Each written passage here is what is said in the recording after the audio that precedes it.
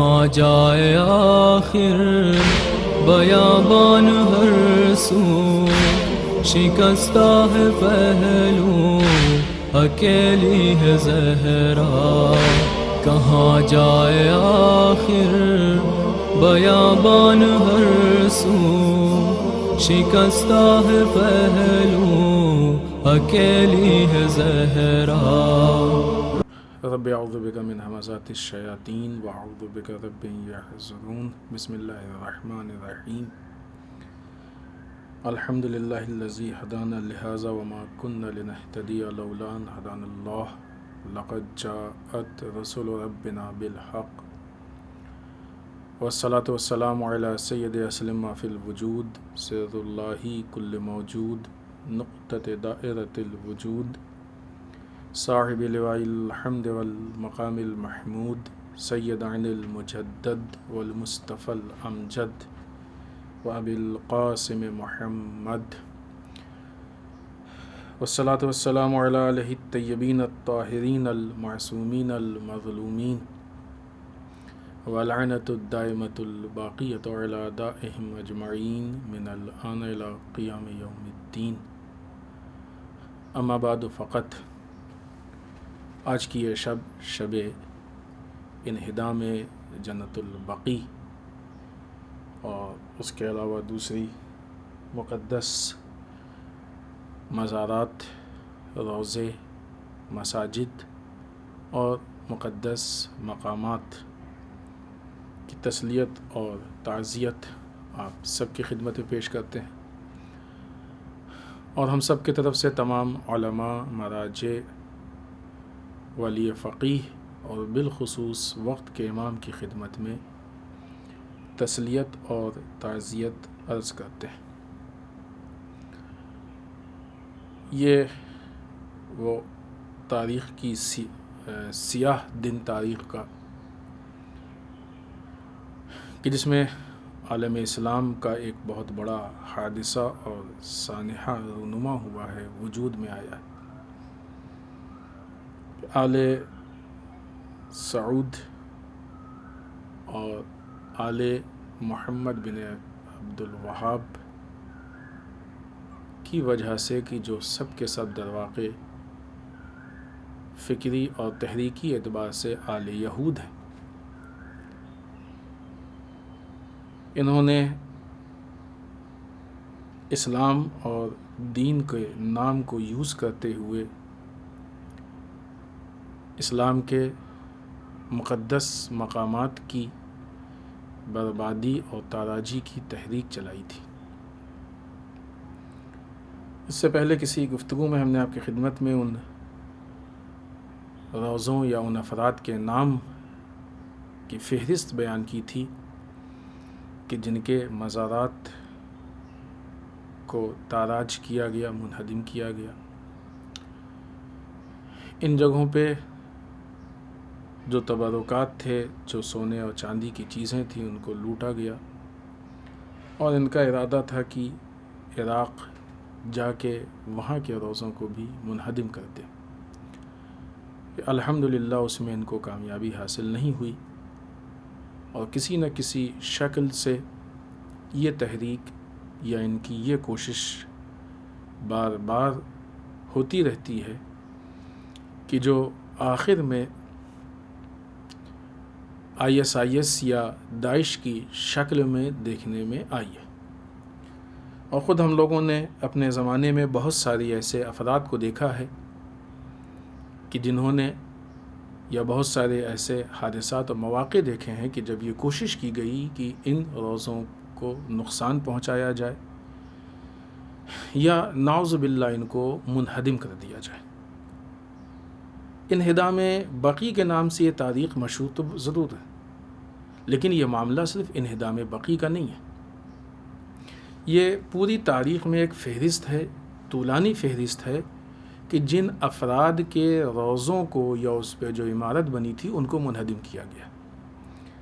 لہٰذا یہاں پہ ہم بہت آسانی سے اس بات کو پیش کر سکتے ہیں کہ یہ مسئلہ جیسا کہ دیکھا جاتا ہے کہ یہ شیعوں سے متعلق ہے، کیونکہ اس نگاہ سے دیکھا جاتا ہے کہ انہدام بقیع اور بقیع میں جو لوگ دفن ہیں وہ شخصیات ہیں کہ جن کو شیعہ نسبتاً زیادہ مانتے ہیں، اگرچہ سارے مسلمان مانتے ہیں، ائمہ اطہار کو سب مانتے ہیں، صدیقہ طاہرہ کی قبر اگر وہاں ہے تو سب مانتے ہیں، جناب فاطمہ بنت اسد کی اگر وہاں قبر ہے تو سب مانتے ہیں، یا باقی قبرستان میں اور جو دوسری قبریں ہیں اگر ان کو دیکھا جائے تو ازواج رسول کی قبریں ہیں، رسول کے بعد رسول کے فرزند کی قبریں ہیں، اصحاب رسول کی قبریں، تو ان کو کون نہیں مانے گا؟ یا صرف اگر قبروں کو یا ان کے روضوں کو منہدم کیا ہوتا، انہوں نے کئی مساجد کو منہدم کیا ہے، اور یہاں پہ وہ باتیں سامنے آتی ہیں کہ جو کہتے ہیں کہ جو دلیلیں دیں اور جو فتوے میں، وہ فتوے والی بات بھی کسی مجلس میں یہاں کسی تقریر میں ہم نے آپ کی خدمت میں پیش کیا تھا کہ کس طریقے سے علماء سے فتویٰ لیا گیا یا سوال کا جواب لیا گیا کہ جس میں سوال میں ہی جواب پوشیدہ تھا، اور ایک طرح کی دھمکی بھی ان کے سامنے تھی کہ اگر اس کے مطابق وہ جواب نہیں دیتے ہیں کہ تو ان کو کن حالات سے گزرنا ہوگا۔ لہٰذا وہ جو فتویٰ اور جو روایات پیش کی جاتی ہیں وہ مزارات کے لیے پیش کی جاتی ہیں۔ خوب یہ مسجدیں کیوں؟ ان مسجدوں کو کیوں منہدم کیا گیا؟ لہٰذا کئی مسجدیں منہدم کی گئیں۔ رسول اللہ صلی اللہ علیہ وآلہ وسلم کی جائے ولادت پہ جو عمارت اور جو چیز تعمیر تھی اس کو منہدم کیا گیا، مٹا دیا گیا۔ یا اس کے علاوہ جناب فاطمہ زہرا سلام اللہ علیہ کی جائے پیدائش، یا جناب حوا کی مزار سلام اللہ علیہ، جناب حوا علیہ الصلوۃ والسلام کی جائے پیدائش، تو در واقع یہ وہ لوگ ہیں کہ جو ڈکیت تھے، کہ جو اسلامی تمدن کو ضائع اور ختم کرنا چاہ رہے تھے۔ مسئلہ صرف مزار کا نہیں ہے، مسئلہ کسی ایک چیز کا نہیں ہے۔ لہٰذا یہاں پہ بڑی آسانی سے ہم اس مسئلے کو کہہ سکتے ہیں، اس بات کو پیش کر سکتے ہیں کہ یہ معاملہ شیعہ سنی معاملہ نہیں ہے، یہ معاملہ مسلمان اور آل سعود یا آل یہود کا معاملہ ہے۔ مسلمانوں کو چاہیے کہ وہ اپنی میراث، اپنے تمدن، اپنے فرہنگی میراث، اپنے جو بھی ان کا دھروہر اور سرمایہ اسلامی اعتبار سے تھا یا ہے، برباد کیا گیا یا برباد کیے جانے کی کوشش کی جا رہی ہے، ان معاملات کو لے کے وہ آل یہود یا آل سعود پہ لعن طعن کریں، ان کی سرزنش کریں اور مطالبہ کریں کہ ہمارے سرمایہ کو واپس کیا جائے اور جیسے تھا اس کو ویسے تعمیر کیا جائے۔ یہ معاملہ کسی فرقے کا نہیں ہے، یہ معاملہ عالم اسلام کا ہے۔ ازواج رسول فرقے سے متعلق نہیں ہے، اصحاب رسول فرقے سے البتہ حالات نے کیا ہے ان کو، ورنہ اگر گہرائی میں جا کے آپ دیکھیں تو فرقے سے متعلق نہیں ہے، رسول کے فرزند فرقے سے متعلق نہیں ہے، حالات نے ائمہ کو اس طریقے سے پیش کیا ہے، ورنہ ائمہ اطہار فرقوں سے متعلق نہیں ہے۔ یہ معاملہ فرقوں کا ہے ہی نہیں، یہ اسلام سے باہر کی اسلام دشمن طاقتوں نے ایسے حالات پیش کر کے اسلام پہ ایک حملہ کیا ہے کہ جس کو یہ سمجھا جائے کہ اسلام کا اندرونی معاملہ ہے اور کچھ فرقے آپس میں لڑ رہے ہیں۔ یہ اس کی چالاکی، چال بازی، فریب کاری، دھوکے بازی ہے کہ جس میں ایک سادہ مسلمان دھوکہ کھا جاتا ہے، سادہ مسلمان ایک اس دھوکے میں اور اس فریب میں آ جاتا ہے۔ اب اصل دیکھیں تو اس فرقے کا وجود بھی اگر دیکھیں تو بہت سمجھ میں نہیں آتا ہے۔ آج مسلمانوں کے درمیان 5 شریعتیں مشہور ہیں، کیونکہ آج مسلمانوں نے علی الاعلان کھلم کھلا فقہ جعفری کو ایک فقہ کے حساب سے قبول کیا، اور اس کے علاوہ جو 4 شریعتیں ہیں اور 4 فقہ ہیں وہ 5 فقہ مشہور ہیں۔ خوب ان 5 فقہوں میں یہ کون سی فقہ ہے؟ یہودیوں، یہ وہابیوں کی، ان کے عقائد ان میں سے کسی سے ٹیلی نہیں کرتے، کوئی بھی اس میں سے ایسی فقہ نہیں ہے کہ جو ان کے عقائد کو پوری طریقے سے ایکسیپٹ کرے، قبول کرے۔ تاریخ کے آئینے میں اگر آپ جا کے دیکھیں تو یہ جو عقائد ہیں ان کو سب سے پہلے ابن تیمیہ نے پیش کیا اور اس کے شاگرد ابن قیم نے اس کو آگے بڑھایا، اور پھر یہ پوری تاریخ ہے کہ وہ زمانہ کہ جس زمانے میں محمد بن عبد الوہاب وہ نکلا اور پھر گیا اور اس نے پڑھائی کی، کہاں کہاں گیا، مختلف شہر یا ملکوں میں گیا، پھر اس کی ملاقات محمد بن سعود سے ہوئی اور دونوں ملے اور دونوں نے مل کے پلاننگ کی، اور اوپر سے جو سپورٹ ہوا جس کے نتیجے میں یہ سعودی حکومت وجود میں آئی ہے۔ ہم نے اس سے پہلے بھی وہ جمعے کی گفتگو میں بات عرض کی تھی کہ در واقع یہ ملک حجاز ہے، سعودی ملک نہیں ہے۔ یہ جو بہت زیادہ اس بات کا نعرہ لگاتے ہیں کہ رسول نے ایسا کہا، رسول نے ایسا کیا، کب رسول نے سعودیہ نام رکھا تھا اس ملک کا؟ تم غاصب ہو، تم رسول کے شہر کے، رسول کے ملک کے غاصب ہو کہ رسول کے ملک کو چرا کے اپنے باپ کے نام پہ اس کو تم نے منسوب کیا ہے، رسول کی روش کے خلاف تم نے کام کیا ہے، رسول کی سنت کے خلاف تم نے کام کیا ہے۔ ان کے عقائد میں ہم آپ دیکھیں کہ یہ عقائد کس فقہ سے ٹیلی کرتے ہیں اور کون فقہ اس کو قبول کرتے ہیں۔ ان کے عقائد میں ہے کہ جو گناہ کبیرہ کرے اس کو کافر کہا جاتا ہے۔ ان کے عقائد میں کس فقہ میں ہے گناہ کبیرہ کرنے والے کو کافر کہا جاتا ہے؟ اللہ تو گناہ کرنے والوں کے لیے توبہ کا دروازہ کھول دیتا ہے۔ ٹھیک ہے، تم سے غلطی سے ہو گیا گناہ، توبہ کر لو، آؤ تم کو ہم واپس لے لیں گے، لیکن ان کے ہاں نہیں، توبہ کا دروازہ نہیں ہے، کافر ہو گیا وہ۔ جو ان کی باتوں کو نہ مانے، ان کے دین کو نہ مانے، اس کو یہ لوگ کافر سمجھتے ہیں، اپنے دین کو دوسروں پہ تھوپتے۔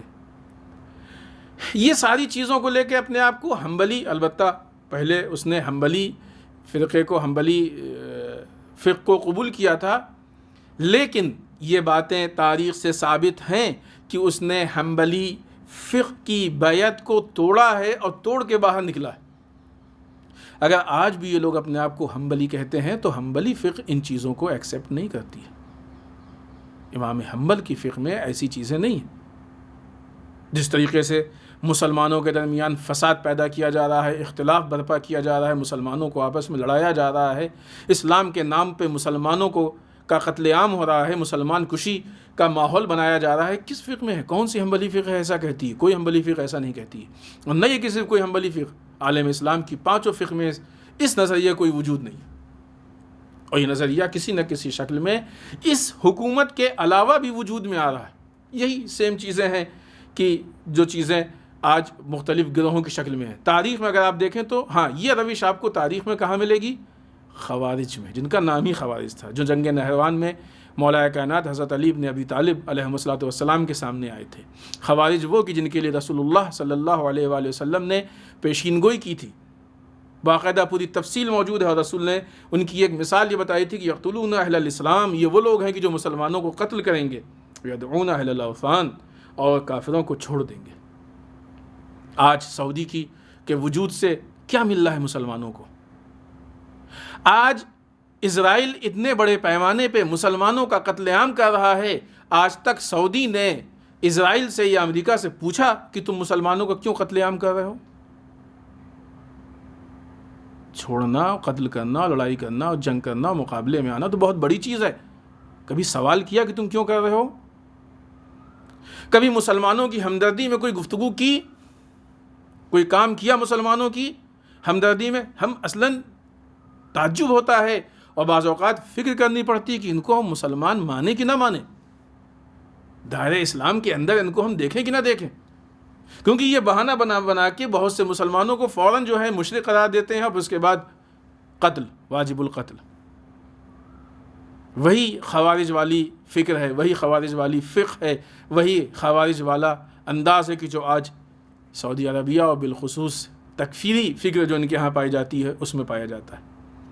البتہ اس بات کی وضاحت کر دیں کہ وہابی نظریے میں بھی سب تکفیری نہیں، لیکن جو تکفیری نظریہ ہے وہ یقیناً وہابی ہے، اور وہ لوگ ان چیزوں کو بہت زیادہ پروموٹ کر رہے ہیں، پیش کر رہے ہیں، آگے بڑھا رہے ہیں، اور اس ذریعے سے عالم اسلام کو سخت نقصان اٹھانا پڑ رہا ہے، مشکلات سے گزرنا پڑ رہا ہے۔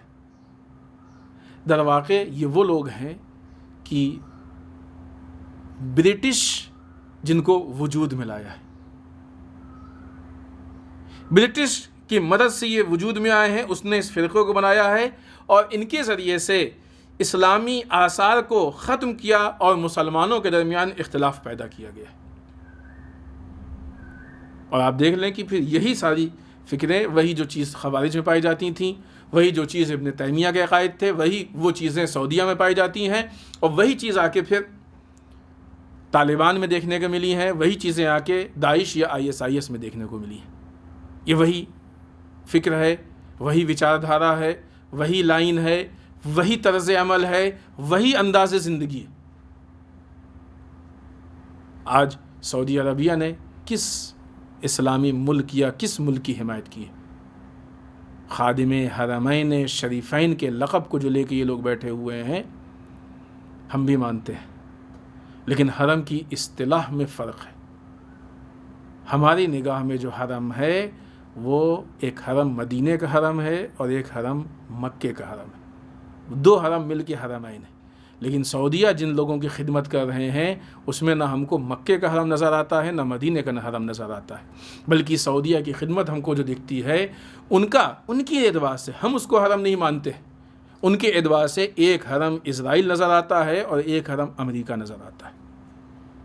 ان دو کی خدمت کرتے ہوئے تو یہ سعودیہ کے حکام اور سعودیہ کے جو بھی بادشاہ یا ولی عہد ہیں یہ تو نظر آتے ہیں، لیکن کب یہ لوگ رسول کی خدمت کرتے ہوئے نظر آئے؟ کب یہ لوگ بیت اللہ کی خدمت کرتے نظر آئے؟ کب ان لوگوں نے اسلامی قانون کو آگے بڑھایا؟ کب انہوں نے اسلامی قانون کی خدمت کی؟ کب انہوں نے مسلمانوں کی خدمت کی؟ ان کے ذریعے سے مسلمانوں کو سپورٹ ملنا چاہیے، ان کے ذریعے سے مسلمانوں کو فروغ ملنا چاہیے، ان کے ذریعے سے مسلمانوں کے کمال اور ان کے آگے بڑھنے کی تدبیریں ہونی چاہیے تھیں، لیکن ان لوگوں نے سوائے مسلمانوں کو ان کے قتل عام کے ان کو پیچھے دیکھیں۔ جن لوگوں کو داعش یا طالبان نے، داعش یا ISIS نے قتل کیا ہے، آیا سب شیعہ تھے؟ میڈیا یا اس طرح کے افراد یا وہ لوگ کہ جو افواہوں کا شکار ہو جاتے ہیں کبھی ان کی باتوں میں مت جائیں۔ جن لوگوں کو قتل کیا گیا ہے یا طالبان کے ذریعے قتل کرایا گیا ہے یا ISIS کے ذریعے قتل کرایا گیا ہے وہ عام مسلمان تھے، بہت سے مسلمانوں کو قتل کرایا گیا، اور جس مذہب کو ان لوگوں کے ذریعے طالبان یا ISIS کے ذریعے بدنام کیا گیا ہے وہ اسلام کا مذہب تھا، وہ شیعت کا مذہب صرف نہیں تھا۔ سارے مسلمان یعنی سارے مسلمانوں کے فرقے ایک ساتھ بدنام ہو رہے تھے کہ مسلمان کو پہچنوایا جا رہا تھا ISIS کے ذریعے، مسلمانوں کو پہچنوایا جا رہا تھا طالبان کے ذریعے۔ لہذا یہ جو سلسلہ ہے طالبان کا، ISIS کا، سعودی حکومت کا، یہ مسلمانوں کی بدنامی کا باعث ہے، مسلمانوں کے نقصانات کا باعث ہے، اس میں کوئی شک نہیں کہ ان سارے معاملات میں یہودیوں کا بھرپور ہاتھ رہا ہے اور ہے، اور جب تک یہ لوگ یہودیوں کی وفاداری کرتے رہیں گے یہودیوں کا بھرپور ہاتھ رہے گا۔ کیوں؟ اس لیے کہ یہودی ان کا سپورٹ نہیں کر رہے ہیں، ان کو یوز کر کے مسلمانوں کو برباد کر رہے ہیں۔ یمن جیسے ملک کے پیچھے اتنے دنوں سے سعودیہ پڑا ہوا ہے، اور آج تک بھی اس کو بہت سی چیزیں ابھی کیا عرض کی جائیں جو بات بات میں کبھی شرک و مشرک و فلاں فلاں کہہ دیتے ہیں۔ تم کس کے تلوے چاٹ رہے ہو؟ کیا یہ شرک نہیں ہے؟ تم کس کو سپر پاور مان رہے ہو؟ کیا یہ شرک نہیں ہے؟ تم کس کے آگے دم ہلا رہے ہو؟ کیا یہ شرک نہیں ہے؟ تم کس سے مدد مانگ رہے ہو؟ کیا یہ شرک نہیں ہے؟ تم کس کے اوپر ڈیپینڈ ہو، منحصر ہو؟ کیا یہ شرک نہیں ہے؟ دوسروں کو شرک سے اتنا متہم کرنے والے خود دیکھیں کہ کتنا شرک کا شکار ہے۔ تمہارے یہاں کون سی توحید ہے؟ مسلمانوں کے مختلف فرقے، یہاں پہ بھی مسئلہ صرف شیعہ و سنی کا نہیں ہے، مختلف فرقوں کو مختلف انداز سے ان کے اوپر شرک شرک شرک شرک، جبکہ اگر مسلمانوں کے فرقوں میں کہیں کوئی مسئلہ ایسا خدا نخواستہ اول تو ہے نہیں، اگر خدا نخواستہ ایسا کوئی ہے تو وہ ظاہر سی بات ہے، سہو ہے، مسلمانوں سے کبھی غلطی ہوتی ہے۔ خب عقائد میں اگر کوئی مسئلہ ہے تو ایک الگ مسئلہ ہے، وہ بھی اس کی بات نہیں کر رہے، لیکن وہ بھی یہ اس کیٹیگری کا، اس لیول کا شرک شاید نہ ہو، مگر تمہارے تو روزمرہ کی زندگی میں جو عمل ہیں وہ شرک سے خالی نہیں ہے۔ ان کے شرک کے متعلق کبھی تم نے گفتگو نہیں کی، ان کے شرک کے متعلق کبھی تم نے سوچا نہیں۔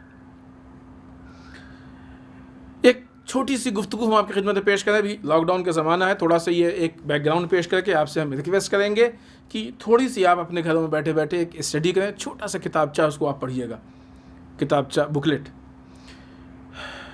مسلم جو کنٹریز ممالک تھے ان میں فکری اعتبار سے انتشار پیدا کرنے کے لیے، آپس میں پھیلاؤ پیدا کرنے کے لیے، یعنی بد نظمی پیدا کرنے کے لیے حکومت برطانیہ کا ایک جاسوس تھا جس کا نام تھا ہیمفری، اس نے بہت کام کیا، اور یہی ہیمفری کا نام لیا جاتا ہے کہ وہابیت کے وجود میں لانے یا وہابیت کو پھیلانے یا اس کی تبلیغ کے سلسلے میں ہیمفری کی جو ایکٹیویٹیز ہیں اور جو اس کی کارروائیاں ہیں یہ سر فہرست ہیں کہ جو ایک بکلیٹ کی شکل میں سامنے آ گئی ہیں جس کو ہیمفری کے اعترافات کہا جاتا ہے۔ اس بکلیٹ کا ترجمہ مختلف زبان میں ہو چکا ہے، اردو میں بھی ہے، انگلش میں بھی ہے، ظاہراً ہندی میں بھی ہے، اور یہ آن لائن موجود ہے۔ لاک ڈاؤن کا زمانہ ہے، آپ لوگ گھر میں کچھ گھنٹے لگیں گے پڑھنے کے لیے، ہمارے خیال سے ایک نشست میں آپ ایک مرتبہ بیٹھ کے پورا پڑھ سکتے ہیں۔ آپ گھر میں بیٹھے ہیں، اس کو پڑھیے تاکہ معلوم ہو کہ کس طریقے سے اسلام دشمن طاقتیں اسلام کے خلاف کوششیں کر رہی ہیں، ایکٹیویٹیز کر رہی ہیں۔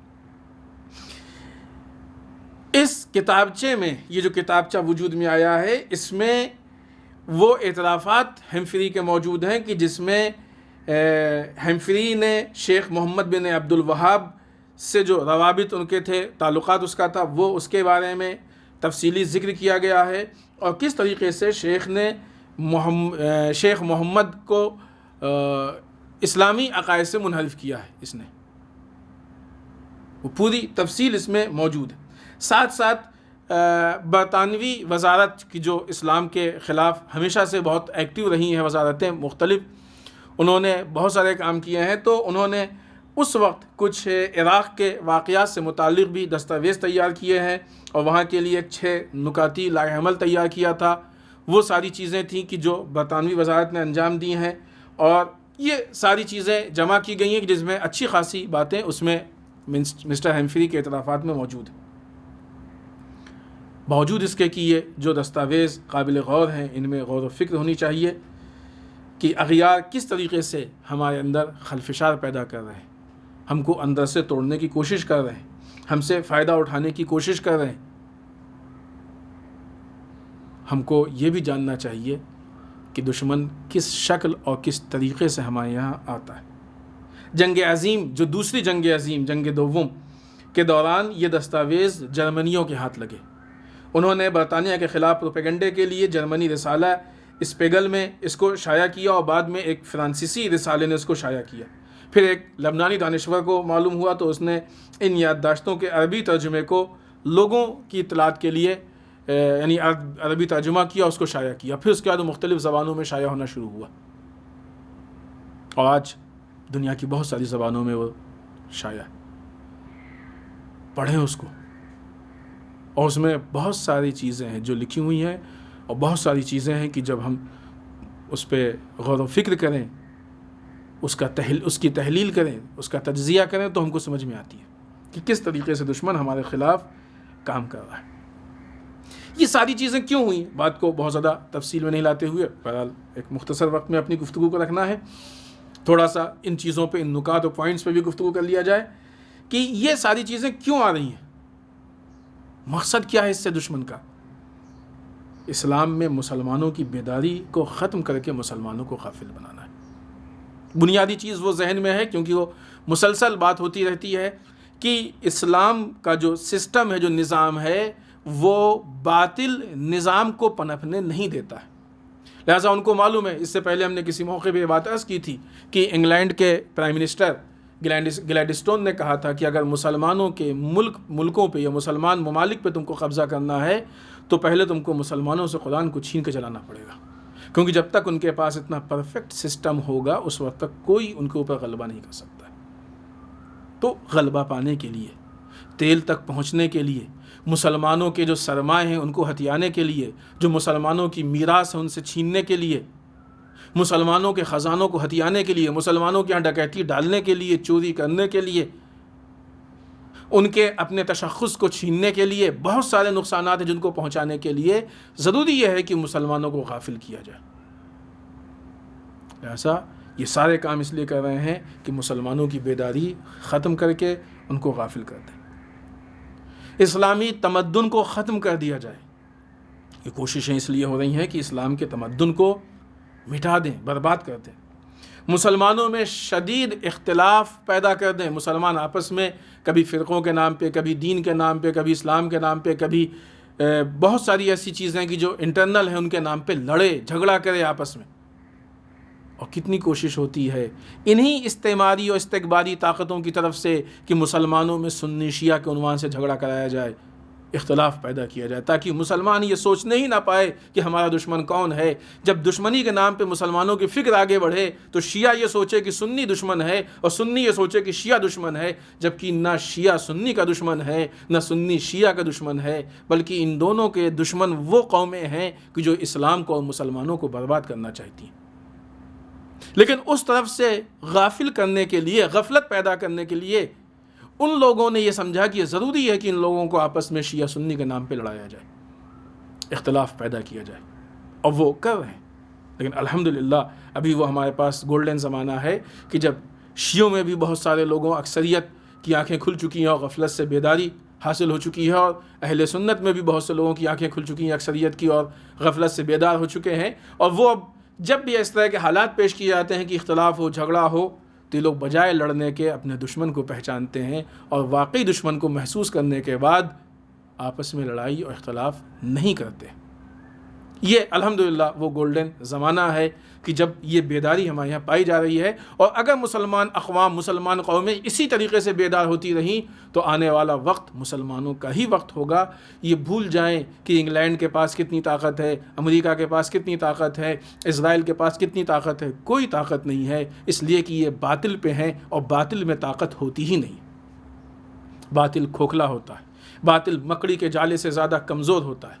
یہ مت دیکھیں کہ ان کے پاس آئٹم بم ہے، ان کے پاس کتنے اسلحے ہیں، یہ دیکھیں کہ ان کے پاس کوئی بھی پائیدار سسٹم نہیں ہے، اور مسلمانوں تمہارے پاس اسلامی سسٹم ہے، الہی سسٹم ہے کہ جو ان سارے سسٹموں سے زیادہ اس کو فوقیت حاصل ہے، استحکام حاصل ہے۔ لہٰذا یہ مسلمانوں میں اختلاف پیدا کرنا چاہتے ہیں تاکہ اختلاف کی وجہ سے مسلمان اندرونی معاملات میں اتنا بزی ہو جائے کہ اپنی ترقی کے لیے کوئی کام نہ کر سکے۔ خوب وصلات دکھ رہے ہیں، اپنے حقوق کے لیے آواز نہ اٹھا سکے، اپنے حقوق کے لیے کوئی کام نہ کر سکے، وہ دکھ رہے ہیں، یا باہر کی چیزوں کے لیے کوئی کام نہ کر سکے، وہ دکھ رہے ہیں۔ آج جو مسلمان بہت سارے معاملات میں، بہت ساری فیلڈ میں آگے نہیں بڑھ رہا ہے، یا نہیں بڑھ سکا، یا پیچھے ہے، تو اس کے پیچھے وجہ یہی ہے کہ مسلمانوں کی فکروں کو موڑا گیا ہے، اور موڑ کے ان کو غلط راستوں میں اتنا بزی کیا گیا ہے کہ وہ صحیح راستوں پہ آگے نہ بڑھے۔ آج ہماری یہ ذمہ داری ہے کہ ہم بیداری، جس طریقے سے ہم یہاں تک بیدار ہوئے ہیں کہ بہت ساری چیزوں کو ہم پہچان گئے ہیں اور اس دھوکے میں نہیں آتے ہیں، اسی طریقے سے مزید ہم کو بیدار ہونے کی ضرورت ہے، تاکہ ہم عالم اسلام کی ترقی کے لیے فکر کریں، کوشش کریں اور کمال کو حاصل کریں۔ یہ ان مقاصد کے تحت ہم آپس میں اختلاف پیدا کیا جا رہا ہے۔ اندرونی اعتبار سے یہ لوگ چاہتے ہیں کہ ان چیزوں کے ذریعے مسلمانوں میں اندرونی اعتبار سے رسوخ حاصل کر لیں، کنٹرول حاصل کر لیں، اور آج ہے وہ کنٹرول۔ اس کنٹرول کو ہمیں سمجھنا ہوگا۔ یہ کنٹرول اس وقت تک رہے گا جب تک ہم غافل رہیں گے۔ جس دن ہم بیدار ہو گئے وہ کنٹرول ٹوٹ جائے گا۔ آج برادران اہل سنت کے اندر CIA کے عنوان سے، CIA کی طرف سے کنٹرول ہے۔ شیعہ قوم کے اندر MI6 کی طرف سے کنٹرول ہے۔ اگر اہل سنت CIA کے کنٹرول کو پہچان لیں اور شیعہ MI6 کے کنٹرول کو پہچان لیں تو یہ ساری طاقتیں دھری کی دھری رہ جائیں گی۔ در واقع وہ چیزیں کہ جو ہماری باؤنڈری کو لانگ کے ہمارے اندر گھستی ہیں، اگر ان کو ہم ڈسکنیکٹ کر دیں تو ہمارا دین، ہماری باؤنڈری، ہمارا حریم خود بخود محفوظ ہو جائے گا۔ ہم خود بخود اپنے آپ کو بچا لے جائیں گے، پھر ہم کو کسی کی مدد کی اور کسی کے ہیلپ کی ضرورت نہیں ہوگی۔ دشمن شناسی یہ بہت اہم ضرورت ہے آج کی، جس کے لیے ہم کو بصیرت چاہیے، جس کے لیے ہم کو بیداری چاہیے، جس کے لیے ہم کو غفلت سے دوری چاہیے۔ قرآن مجید نے غفلت کے عنوان پہ کافی گفتگو کی اور ڈائریکٹ کہا ہے وَلَا تَكُن مِّنَ الْغَافِلِينَ، خبردار دیکھو غافلین میں سے مت ہو جانا۔ اور اسلام دشمن طاقتیں چاہتی ہیں نہ یہ کہ صرف مسلمان، وہ چاہتی ہیں کہ ساری اقوام غافل ہوں، تاکہ وہ جو کچھ بھی کریں کوئی بھی ان کی حقیقت کو نہ پہچان سکے اور نہ سمجھ سکے۔ اور ان کے لیے سارے راستے صاف ہو جائیں۔ یہ ساری چیزیں کیوں کر رہے ہیں وہ لوگ؟ اس سے کیا لینا چاہتے ہیں؟ خوب اندرونی ادوار سے رسوخ حاصل کر رہے ہیں، کیوں؟ تاکہ مسلمانوں کو اندرونی اعتبار سے کمزور کر سکیں۔ جب مسلمان انٹرنل اعتبار سے کمزور ہو جائے گا تو باہر کا کوئی بھی اٹیک کبھی بھی اس کو ختم کر سکتا ہے۔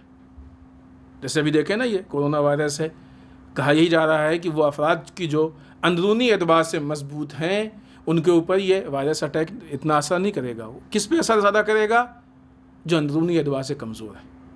اور یہی وجہ ہے کہا جاتا ہے کہ وہ افراد کی جو زیادہ عمر کے ہیں، وہ افراد جن کے یہاں بیماریاں خدا نخواستہ زیادہ ہیں، ان کے اس کے چپیٹ میں آنے کے خطرے زیادہ ہیں۔ کیوں؟ اس لیے کہ وہ اندر سے کمزور ہیں، اس لیے باہر کا یہ اٹیک اثر کر رہا ہے۔ اگر اندر سے مضبوط ہوں گے تو باہر کا یہ اٹیک اثر نہیں کرے گا۔ یہی حال اقوام کا ہے، یہی حال قوموں کا ہے۔ اگر قومیں اندر سے مضبوط ہوں گی تو باہر کے اٹیک اثر انداز نہیں ہوں گے، اگر قومیں اندر سے کمزور پڑ جائیں گی تو باہر کے اٹیک اثر انداز ہوں گے۔ آج ہمارے اندر جو ہماری فکریں بنائی گئی ہیں وہ فکریں یہ ہیں کہ فکروں کو اتنا چھوٹا کر دیا گیا ہے کہ ہم چھوٹی چھوٹی چیزوں پہ لڑ رہے ہیں، چھوٹے چھوٹے انانیت پہ لڑ رہے ہیں، چھوٹے چھوٹے ایگو پہ لڑ رہے ہیں۔ یہ چھوٹی چھوٹی باتوں پہ لڑ کے ہم اپنے کو کمزور بنا رہے ہیں، خود کو کمزور بنا رہے ہیں۔ نتیجہ یہ ہے کہ جو باہر کے اٹیک ہو رہے ہیں ان کے لیے راستہ صاف ہے، کچھ دنوں کے بعد ہم اتنے غافل ہو جاتے ہیں کہ ہم ان اٹیک کو سمجھ ہی نہیں پاتے ہیں، پھر کہتے ہیں کہ کہیں کیا اٹیک ہو رہا ہے؟ کوئی اٹیک نہیں ہے۔ کیوں؟ ایسا نہیں کہ اٹیک نہیں ہو رہا ہے، ہم نہیں سمجھ پا رہے ہیں ان اٹیک کو، ان حملوں کو ہم نہیں محسوس کر پا رہے۔ اگر وہاں تک ہم کو اپنی نگاہ کو پہنچانا ہے تو پہلے اپنے آپ کو ان چھوٹی چیزوں سے اوپر لانا ہوگا۔ جب تک ہم بچوں کی فکر کی، چھوٹی فکر کی زندگی گزاریں گے اس وقت تک بڑے معاملات کو نہیں حل کر پائیں گے۔ جب تک ہم لوگ چھوٹی قربانیاں نہیں دیں گے اس وقت تک بڑی چیزوں تک نہیں پہنچ پائیں گے۔ جس انسان کو زینا پسند آ جاتا ہے اور زینے پہ ہی بیٹھ جائے تو کبھی چھت پہ نہیں پہنچ پائے گا۔ چھت پہ پہنچنے کے لیے زینا چھوڑنا پڑے گا۔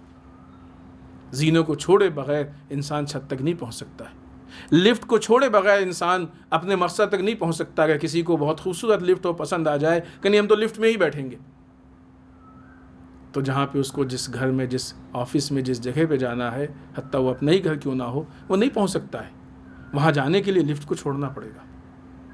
ہم کو ان چھوٹی چھوٹی باتوں سے باہر آنا پڑے گا تاکہ بڑے مسائل کو سمجھ سکیں اور ان معاملات تک پہنچ سکیں۔ کیونکہ یہ جو چیزیں آ رہی ہیں، چاہے وہ آل سعود کے اعتبار سے ہوں یا ان جیسی دوسری تحریکوں کے اعتبار سے ہو، یہ لوگ آ کے سسٹم کو خراب کر رہے ہیں، سسٹم بگاڑ رہے ہیں، سسٹم میں تبدیلی کر رہے ہیں۔ لہٰذا چونکہ نظام میں تحریف ہو رہی ہے، لہٰذا تحریف شدہ نظام کمزور نظام ہے۔ مضبوط نظام کون سا ہے؟ الہی نظام ہے، اللہ کا بنایا ہوا نظام مضبوط نظام ہے۔ یہ نظام جو لوگ لا کے پیش کر رہے ہیں، تحریف کر رہے ہیں، یہ کمزور نظام ہے۔ یہ تحریف ہو ہی اسی لیے رہی ہے کہ ہم کو اس مضبوط نظام سے الگ کیا جائے۔ جب ہم کو اس مضبوط نظام سے الگ کر دیں گے تو یہ کمزور نظام ہمارا کچھ نہیں کر پائے گا، نہ ہم کو بچا پائے گا، نہ ہم کو کمال تک پہنچا پائے گا۔ تو گویا ہم سے نظام نہیں چھینا جا رہا ہے، ہم سے ہمارا تشخص چھینا جا رہا ہے، ہم سے ہمارا کمال چھینا جا رہا ہے، ہم سے ہمارا بچاؤ چھینا جا رہا ہے، ہم سے ہماری شیلڈ چھینی جا رہی ہے، ہم سے ہمارے ویلوز چھینے جا رہے ہیں۔ اور بعض اوقات ہم اس استعماری نظام جو استعمار نے ہمارے اندر داخل کیا ہے، اس استعماری نظام کے اتنے عادی ہو جاتے ہیں کہ جب کوئی کہتا ہے کہ غلط ہے تو ہم اس سے لڑ بیٹھتے ہیں کہ نہیں تم جھوٹ بول رہے ہو، یہی اسلام ہے۔ کیوں؟ اس لیے کہ ہم استعماری نظام کے عادی ہو گئے ہیں اور توحیدی نظام ہم کو سمجھ میں نہیں آتا ہے۔ یہ کیا ہی اسی لیے گیا تھا کہ ہم کو کمزور بنایا جائے، ہم کو الہی نظام سے دور کیا جائے۔ یہ اس لیے ہو رہا ہے کہ ہمارے سینٹرلائزیشن کو توڑا جائے۔ آج آپ دیکھیں کہ حج کے موقع پہ پوری دنیا کا مسلمان جمع ہوتا ہے لیکن سینٹرلائز نہیں ہو پاتا۔ ایک جگہ پہ جمع ہونا اور ہے، لیکن علم، عمل، فکر اس اعتبار سے سینٹرلائز ہونا اور ہے۔ حتیٰ 4 فرقے کے لوگ ایک ساتھ کھڑے ہو کے نماز پڑھتے ہیں لیکن سینٹرلائز نہیں ہو پاتے۔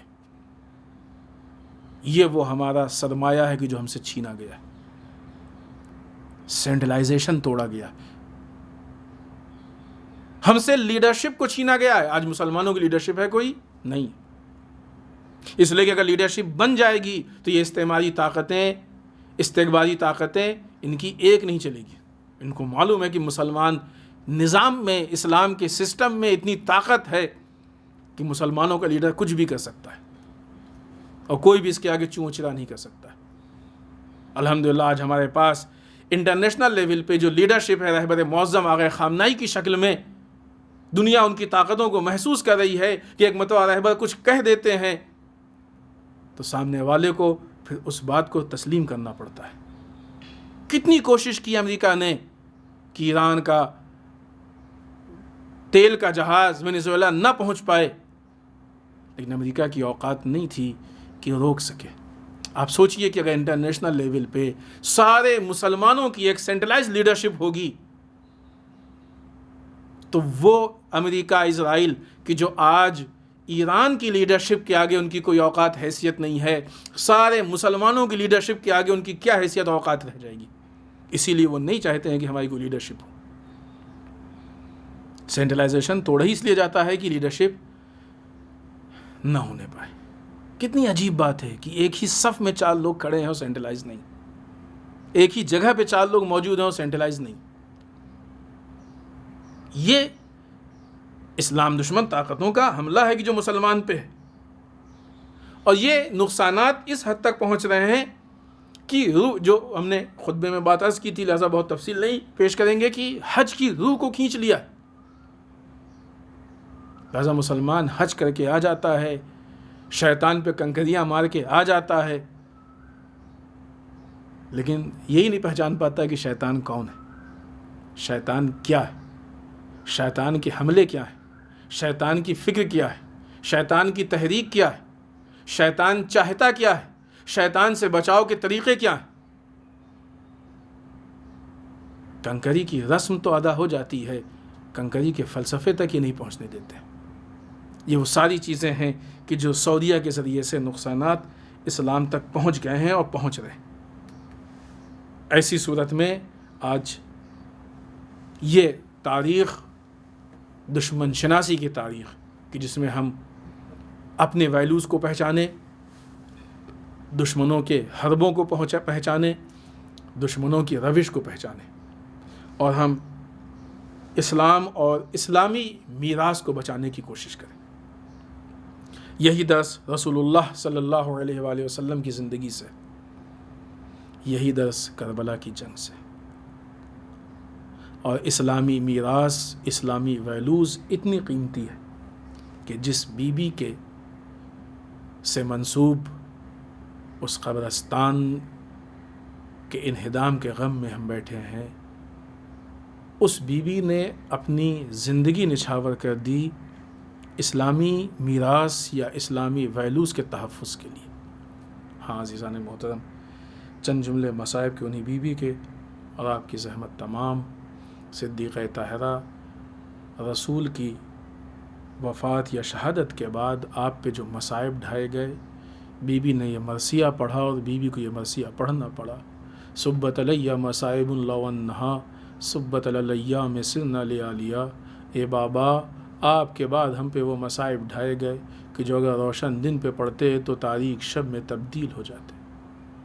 عزیزان محترم، اتنا آسان نہیں تھا کہ رسول کی وہ صابرہ بیٹی کہ جس نے بڑے بڑے مارکوں پہ صبر کیا ہے، وہ اتنے بڑے مرثیے کو اپنے زبان سے نکالے، اتنی بڑی مصیبت کو اپنے زبان سے بیان کرے۔ وہ خاتون کی جس کے لیے روایت میں ہے کہ رسول کی وفات کے بعد کتنے دن بی بی زندہ رہی ہیں۔ 28 صفر کو رسول کی شہادت یا وفات ہے، اور 13 جمادی الاولیٰ یا 3 جمادی الثانیہ کو بی بی کی شہادت۔ اس مختصر سی مدت میں یہ حال ہو گیا کہ فاطمہ کی کمر جھک گئی، ہاتھ میں عصا آ گیا، بالوں کے رنگ سفید ہو گئے۔ 18 سال کی خاتون میں اتنی تبدیلی ہو جائے، یہ بہت بڑی بات ہے۔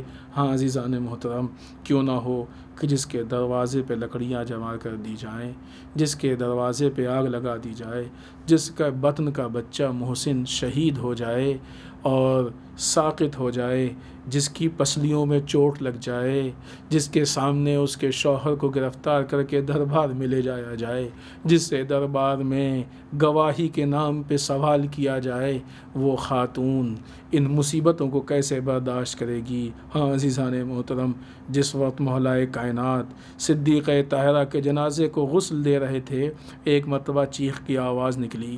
جناب سلمان نے پوچھا، مولا دوران غسل کیوں چیخے تھے آپ؟ بتایا، اے سلمان، رسول کی بیٹی اس دنیا سے رخصت ہو گئی، لیکن آخر وقت تک ہم کو یہ احساس نہ ہونے دیا کہ فاطمہ کی پسلیوں میں زخم ہے، پسلیوں میں چوٹ لگی ہوئی ہے۔ عزیزان محترم، وہ صابرہ خاتون کہ جو اپنے پسلیوں کے درد کو اپنے شوہر پہ برداشت پہ آیا نہ کرے، وہ اتنی صابرہ خاتون اگر سبت علیہ کا مرثیہ پڑھے تو مسلمانوں کو سوچنا چاہیے کہ فاطمہ کس مصیبت سے گزریں کہ جن کو سبت علیہ کہنا پڑا۔ انا للہ و انا الیہ راجعون، رضا بقضاہ و تسلیما علیہ۔